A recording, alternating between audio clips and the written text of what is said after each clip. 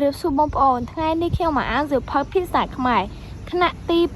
6កូនល្អស្ដាប់ពុកម៉ែសិស្សពូកែស្ដាប់គ្រូការស្ដាប់អ្នកបួសតាមពុទ្ធសាសនាបទកកតិចូលប្អូនស្ដាប់កំណាព្យនិងសរសេរបំពេញខ្លឹមសារកំណាព្យនៅពេលកំពុងស្ដាប់តាំងពីដូនតាខ្មែរជឿសាសនាសមណង្គោតមព្រះអង្គនាំផ្លូវដើរទៅឧត្តមប្រកាន់ក្រិនក្រំល្បីគ្រប់ទិសទីខ្មែរឲ្យកូនបួងជាព្រះសង្ឃព្រោះតាមប្រពៃណីបួសដើម្បីសងគុណលោកទាំងពីរ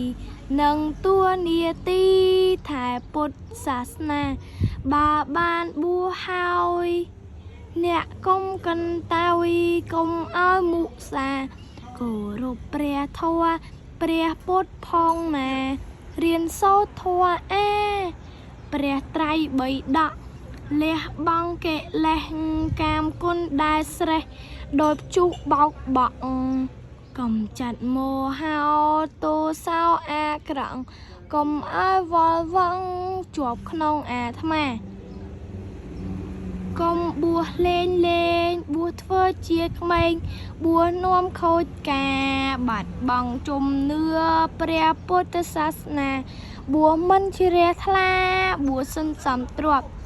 អរគុណជម្រាបលាបងប្អូនជួយចុច like និង subscribe ម្នាក់មួយផងដើម្បីឲ្យនាងខ្ញុំមានកម្លាំងចិត្តធ្វើវីដេអូបន្តទៀត